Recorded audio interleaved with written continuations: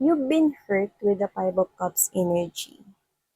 You've been hurt by the thought that this could be already a fairy tale love story, somewhat a happily ever after story. But I'm picking up that this is you almost kneel down sa iyong knees right here. Okay? Might be praying really hard, might be asking for this fairy tale story to continue right here. So let's find out what happened in this beautiful love story right here that you're telling me.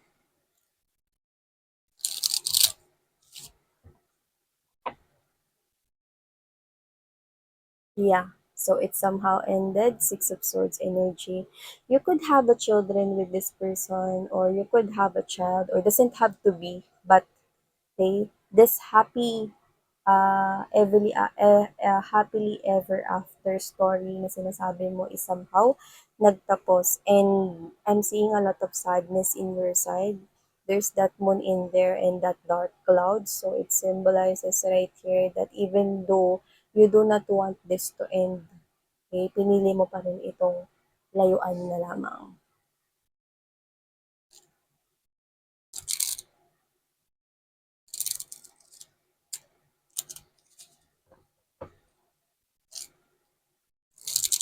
Yeah, something had ended right here. The tower is here. See, tower. This could be somewhat hindi mo napaghandaan. I saw the world card while shuffling, so it somehow ended. Double confirmation in here. But looks like something here. I'm getting that turn around. So something here is about to happen, and it's like turning back time here. Mm.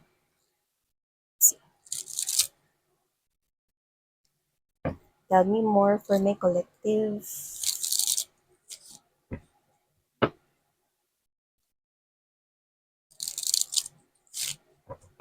Okay.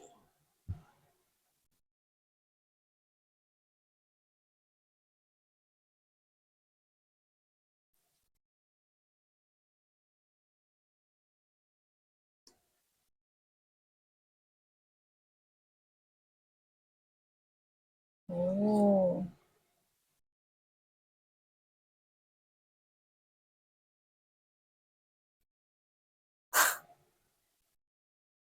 cute. Cute nyo dyan mga babes, no?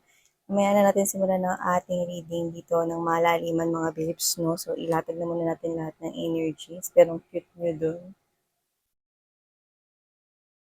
Okay.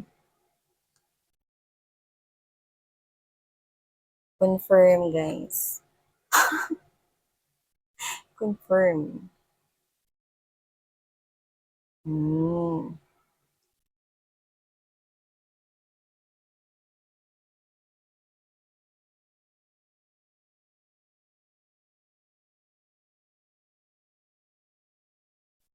Hey there, collective! Thank you so much po sa patuloy at wala talaga ninyong kasawa-sawa na pagsuporta sa akin dito sa channel na to at sa mga new subscribers. Hi and hello po siya. Yan mga babes, no, thank you so much, no. Hindi ko pa na-heart pero nakita ko ang daming nag-comment dun sa AI photo yearbook.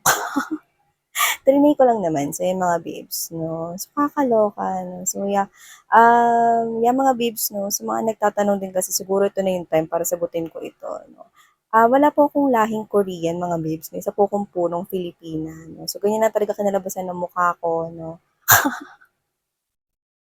Kahit hindi diyan sa AI, no, kasi nung mga previous pa na mga parang nagsimula ako, no, may nagtatanong rin kasi kung meron bang blood ng Korean. So, wala po. Ako po isang purong Pilipino. Yan, no. So, yeah, mga babes. Sinagot tayo. Press conference. No? Kasi napansin ko, ang dami na rin kasi nagtatanong. So, yan. No? Para hindi na kayo, para mabawasan ang mga alalahanin ninyo sa buhay. So, yan mga babes. No? Isa po kong Pilipina at wala po kong dugong Korean. So, yan mga babes. So, yeah. Thank you so much sa patuloy ito na ninyong sawang pagsuporta sa mga nagko-comment na nagbabasa po ako, no. Kapag na-heart ko yan, ibig sabihin, no, isinama ko kayo sa aking prayers dito, no, at ang inyong kwento ay well appreciated, no, kahit sobrang haba niyan. Basta pag hinart ko yan, ibig sabihin binasa ko yan, no, kahit pa mag 40 pages kayo. So, sa lahat ng pinagdadaanan ninyo, no, problema lang yan. No? Higit kang mas malakas dyan. Okay? So, yun yung mga babes, timeless ito at wala tayong gender dictate. So, yun nga, no, kung ano man tong bagay na to, minsan mo na tong hiniling. Mhm. Pwedeng nakalimutan mo na or hindi mo na maalala, no? Pero minsan mo itong hiniling. So, whatever the case may be, Six of Cups energy, Eight of Cups in reverse right here. Okay? Minsan mo nang hiniling to na may magbalik dito sa iyong buhay. Yan, no? At ngayon naman, no, that with the tower right here, no, nabigyan na ng katuparan itong long time wish mo na yan. No? Pwedeng pinag-pray mo kasi yan with your whole heart right here. So, there could be someone here who left you kaya meron ka ditong hinihiling na magbalik in the past, no? After that power moment, hiniling mo yun ng buong puso. Alam mo kasi when you are into these deep emotions and then you ask or you wish for something, talagang nakikita at nanonotice yun ni universe kasi punong-puno ka ng emosyon. No? So whatever the case may be, maybe you hold on to that wish for quite too long, no? And now, you let go of that wish, no? Kaya ngayon ay nangyari na. Kaso, ang nakakaloka, ito nga yung tatawa ko dito. Yan, kung sino man yung hinihiling mo rito na magbalik, no? Nung time na napakatindi ng emosyon mo, no? Minsan mo nang hiniling siyang magbalik dito, no? Ngayon, wala ka nang pakialam. With the Seven of Coins energy, Page of Swords right there, this is the energy of someone here na parang not necessarily na young at age ka, no? Pero parang alam mo yung feeling ng excited na bata, no? Excited na child rito. Excited ka rito, no? Meron ka rito ibang tinitingnan, may pinagpupukusan ka, no? May pinag-i-investan ka rito, and you put a lot of interest to that. Yan, no? May hinihintay ka dito, no? Pero hindi na yan. Hindi na yung tao na yan na minsan umalis rito sa buhay nyo, or kung ano man yung hinihiling nyo na bumalik, no? Hindi na yung hinihintay nyo. Bago na ito. This is waiting for that new ship to comes in. So, yun yung mga babes, no? So, whatever the case may be, no, it's something about your stability here, okay? Pwedeng stable na love and commitment. You are full of excitement with this Ace of Wands energy. So, ano kukuha ko rito because Ace of Wands is right here, no? Pwedeng yan ay may hinihintay kang tao mula sa malayo or may tinitingnan kang tao mula sa malayo and it's new ship, so it's new love, no? So, worth investing yung tao na yun or worth giving a chance, no? Bago. So, yun yung mga babes, no? And this is for others naman, if that is not new love, no? Oportunidad ito, no? Na naghihintay ka rito, no, mga babes, ng parang final na lang na sagot, no? Na pwedeng bagong opportunity sa trabaho, baka final interview na lang yung hinihintay mo na yan, or hinihintay mo na lang kung hired ka na or ikaw yung mapipili dito, no? Excited kayo, nakikita ko rito, no? And I'm seeing a positive news coming from that. Yan, no? Whether tao man yan na hinihintay mo rito, no? Mula sa malayo or tinitingnan, minamahal mula sa malayo, no? Andiyan na yung emosyon mo because these are body of water. Water in tarot symbolizes deep emotions and feelings right here. Ang lawak niyan, ang lalim niyan. Wala namang nakasukat kung gaano kalalim ang karagatan, mga babes, no? So, kung ano man ito, no, dyan na kayo nagpo-focus. You're waiting for that new ship, whether that's love and commitment na bagong tinitingnan ninyo, okay, na malayo or inaantay ninyo, no, na pagdating, no, or this is you, no, hinihintay mo yung pagdating ng new love, whatever the case may be, and you're excited about it, bago yon. Okay, para sa iba na hindi nyo love yan, naghihintay kayo dito ng oportunidad, no, ng kasagutan na may kinalaman sa inyong kaperahan, money, finances, career, job. See? Andun yung emosyon ninyo, hindi na masukat. So, ibig sabihin, mga babes, no, hindi na kayo interesado dito sa wish na to. Pero yun nga, no, mabibigyan nito ng katuparan with that power in there, no? So, may miss yan, hindi na pala ako interesado dyan, so ba't pa yun matutupad yan, no?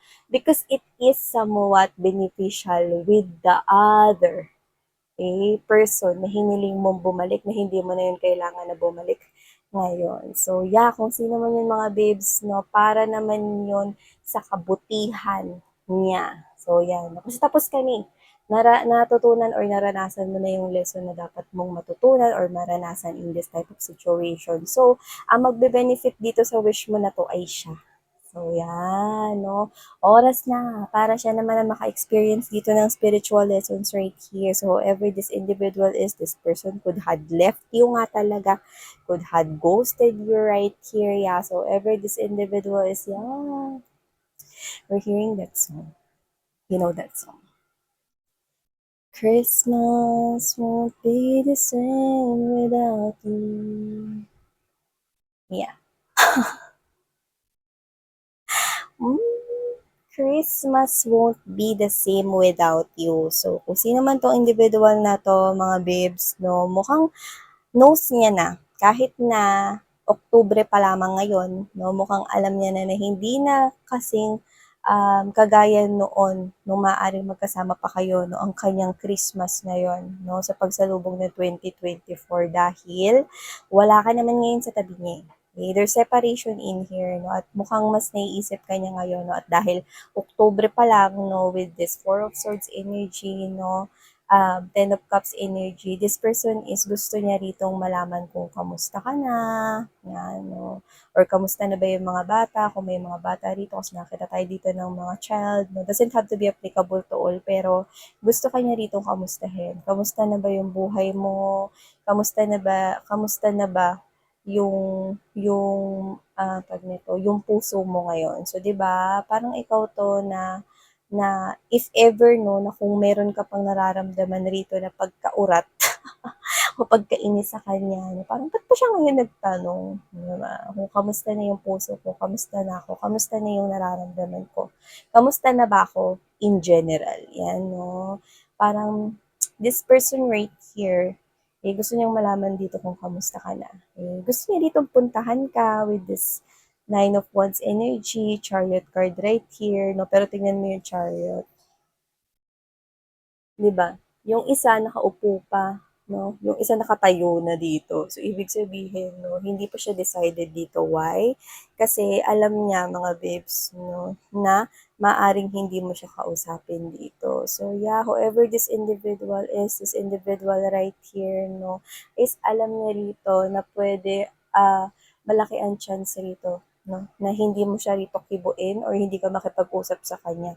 So, alam niya na yun ay pointless. Pero kung makikita mo, no, nagdadalawang isip pa rin siya. So, kahit alam niya yung bagay na yun, nasa options pa rin niya sa kanyang isipan rito, no, na mag-reach out sa'yo or puntahan ka dito, no. So, nakita tayo dito sa tao na to ng back and forth decision rito. This person is trying to hold back, no, itong decision na to kasi nakikita niya rito na baka meron ka na rito pinaglalaanan na atensyon na iba, baka meron ka na rin bago sa buhay mo, yung nakikita ko rito, no? At yeah, this person knows na parang hindi na siya welcome dito. You know what I'm getting from here? Yeah, from that song that we heard kanina. It has something to do with ganito, no? Kasi nakita ko si Santa sa aking mind. So, ibig sabihin, Christmas is really standing out and this person right here knows, no, na hindi na kasing saya or hindi na um, kasing excited na salubungin ang Christmas season, no? Dahil wala ka na sa kanyang life or dahil wala na kayo ng mga bata kung may mga children involvement dito. So, whatever the case may be, okay, just take how this resonates, no? Pero sa nakikita ko rito, alam mo yung feeling na mas gusto mo na lang na intayin si Santa kahit never mo naman siyang nakita ever. Kahit ilang-ilang siglo ka na, no, sinasabi ng parents mo, no, abangan mo lang 12:00, pupunta na dyan si Santa. Matulog ka kasi para dumating si Santa. Ayan, no. Tapos ikaw to, abang ka na ng abang kay Santa rito, dekada, siglo na nga yung lumipas, no. So whatever the case may be, mas gusto mo pang abangan dito si Santa na never mo naman nakita ever, kaysa abangan tong ex mo. Ganon. Diba? So, whatever the case may be, si Santa pa yung gusto mo rito, mga babes, na makita instead yung ex mo. Yan, no? But this person here is missing you and looks like, no, nakikita niya na yung difference, no, nang wala ka or wala kayo ng mga bata sa buhay niya. So, whatever the reason is that causes this tower in the previous past ninyo or in the past right here, nakikita ko rito that this person is thinking, okay, trying to think about this heavily. Yan, no? Kasi mukhang matagal na siyang walang balita sa'yo or sa inyo, ng mga bata. No? So whatever the case may be, I'm seeing right here that this person is wanting to know kung kamusta ka na ba. Yan. Kamusta na ba yung puso mo? May iba ka na bang minamahal ngayon? Yan, no? Pero alam niya na hindi na siya welcome dito sa iyong life. That's what I'm getting. This person knows that. Yan. No? So, kung sino man tong tao na to, this person here is, alam mo yung Pasko yung pinag-uusapan natin dito pero nagkakaroon na ng kaguluhan ng kanyang isipan ngayong Oktubre pa lamang na ito. So kung sino man to, minsan mo nang hiniling yung pagbabalik niya, no? Pero yun nga ngayon, hindi ka na interesado, no? So, maaring matagal-tagal na rin ang panahon na lumipas, no? So, mas interesado ka pa daw na makita si Santa kaysa dito sa ex mo na to, no? So, whoever this ex of yours is, um, alam niya, no, na hindi na siya welcome ulit at hindi mo siya sasalubungin with open arms dito. So, yeah, whoever these energies are here with me, so yun nga nakikita ko rito, no, this person is trying to make sukat ang kanyang sarili, no? Kung siya ba ay mag-reach out sa'yo or hindi. But this person knows na sasalubungin niya yung 2024 ng tama lang or sapat lang, no? Iba kasi yung parang siguro pag nag-celebrate kayo ng Christmas noon, no? Iba yung pakiramdam niya. Siguro masagana siya rito, no? At alam mo yung pakiramdam na parang hindi niya kailangang intindihin mga babes, no, yung magiging handa or whatever, no, kasi nandyan ka, maasikaso ka, no. Baka nga ikaw na lahat kumumpleto ng 13 na prutas. At ikaw na rin lahat nagluto ng handa, no, kaya siya feeling comfortable, no. Siguro ngayon pagoda siya, no, galing sa trabaho, tapos pag-uwi niya, no, wala pang handa, o baka siya pa yung magluluto, whatever, no. So whatever the case may be, this person is missing you more likely this Christmas season. So yeah, whoever these are energies here with me, yeah, that's what this person is feeling and thinking right now in his or her thoughts. So, thank you so much, Collective. Sarang love and life. Ayun.